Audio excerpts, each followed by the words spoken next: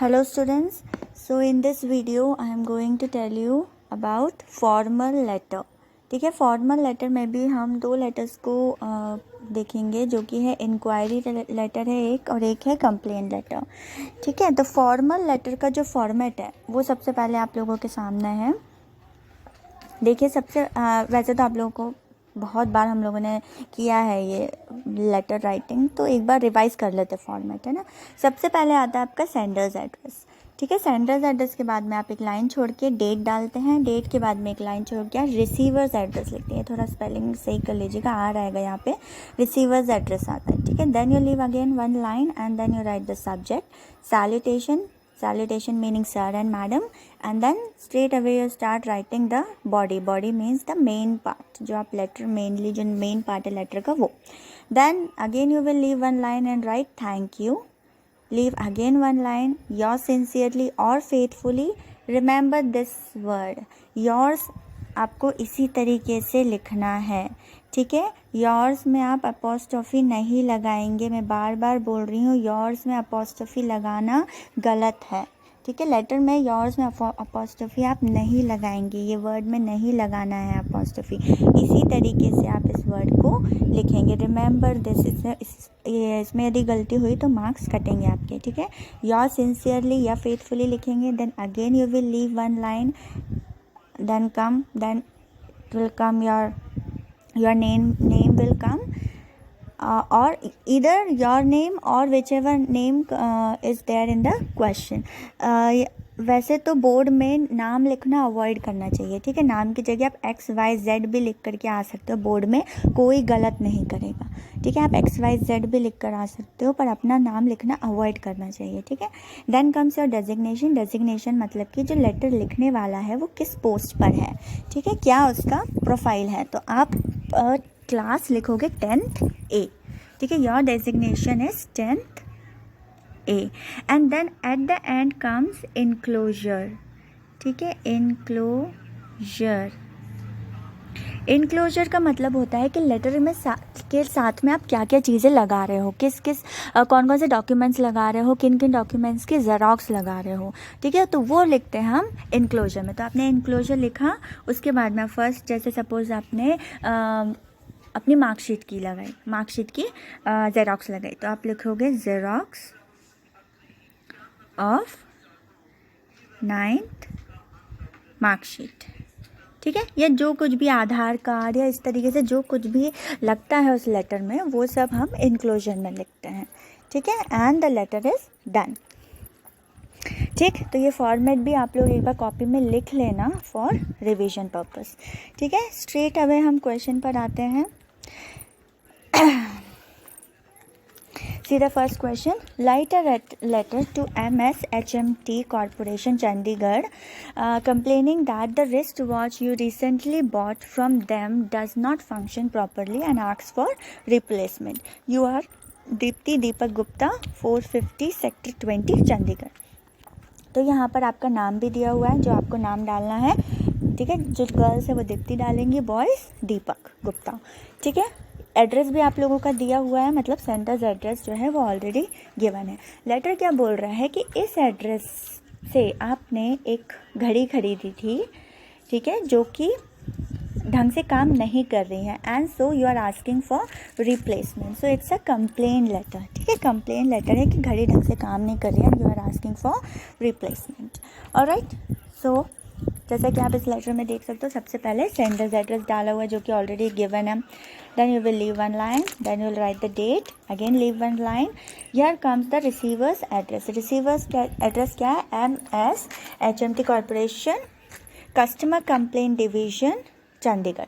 अभी customer complaint division यहाँ पर कहीं पे भी नहीं दिया है, लेकिन आप ये कॉमन सेंस वाली बात है कि वहाँ पर आप इस एड्रेस पे दे रहे हो तो कहाँ पर दोगे. तो ऐसे कस्टमर कंप्लेंट डिवीज़न जो है वो लिख दिया जाता है. इस तरीके से आपको थोड़ा सा लेटर को समझना पड़ेगा, को थोड़ा कॉमन सेंस लगाना पड़ेगा कि रिसीवर्स एड्रेस में क्या क्या आना चाहिए. ठीक है, उसके बाद आपका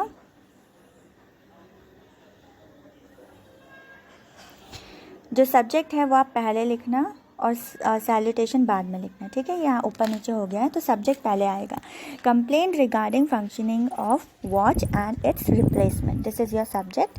देन कम सर मैडम, उसके बाद में आपका पूरा लेटर आ जाएगा कि on February 27, 2018 I bought a Titan watch worth this much. तो कौन सी घड़ी ली है, उसका क्या प्राइस है, ऑब्वियस सी बात है हम पूरी डिटेल्स देंगे उनको, तभी तो वो रिप्लेस करेंगे उस चीज़ को, ठीक है।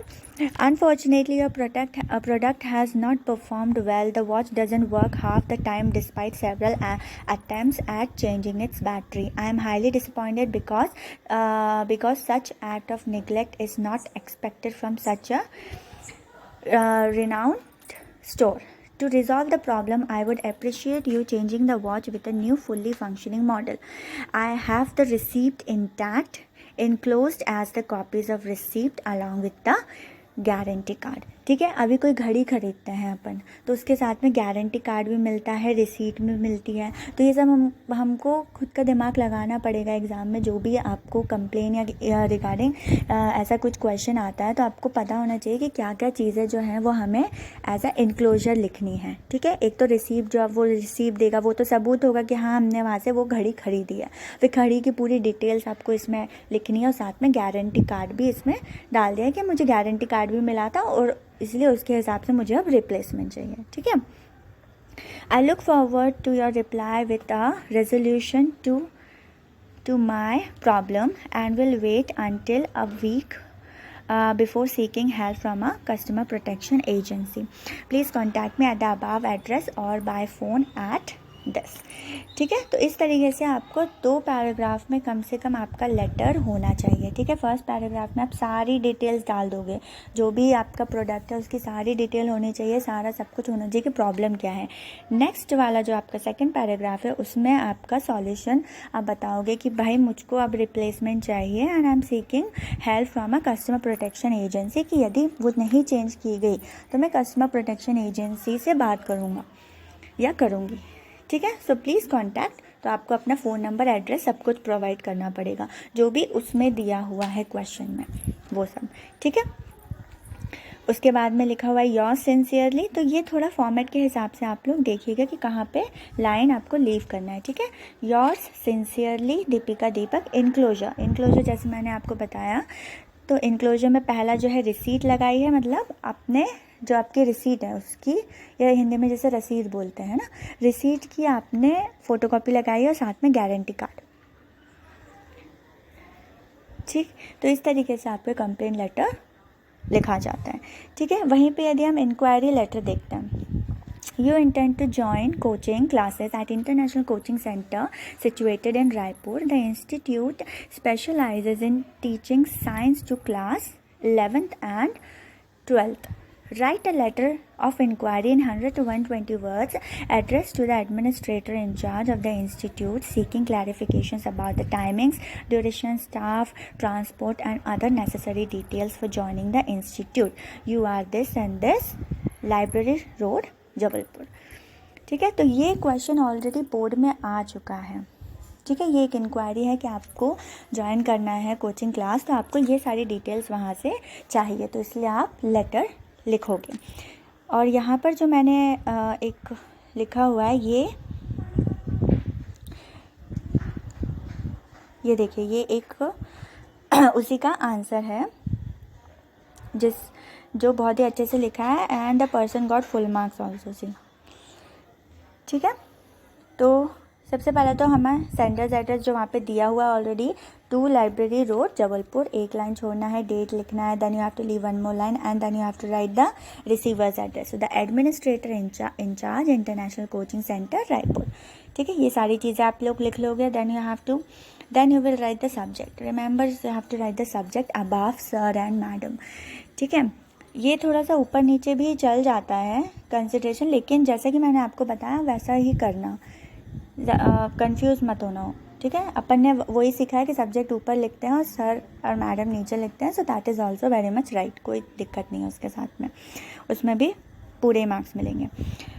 ठीक है, तो आप सब्जेक्ट लिखोगे तो enquiry about the procedure for joining the institute. ठीक है, किस बारे में है लेटर वो हमें सब्जेक्ट में लिखना है, तो इंक्वायरी वर्ड का यूज़ करना बहुत ज़रूरी है। ठीक है, वैसे ही आप कंप्लेन यदि लिखते हैं तो कंप्लेन अगेंस्ट इस तरीके से लिखना ज़रूरी है। ठीक है, then you will write sir और madam. So this refers to your advertisement in the Tribune. अभी आपको कहाँ से पता चला कि कोचिंग सेंटर है? जनरली हमें कहाँ से पता चलता है? फ्रेंड से पता चलता है, न्यूज़पेपर से पता चलता है, या फिर पैम्फलेट से पता चलता है। ठीक है, तो सबसे सेफ तरीका है कि न्यूज़पेपर का रेफरेंस देना, कि this refers to your advertisement in newspaper, कि न्यूज़पेपर द ट्रिब्यून में जो भी एडवर्टाइजमेंट दिया होगा इन्होंने, उसके रेफरेंस से मैं ये लेटर लिख रहा हूँ।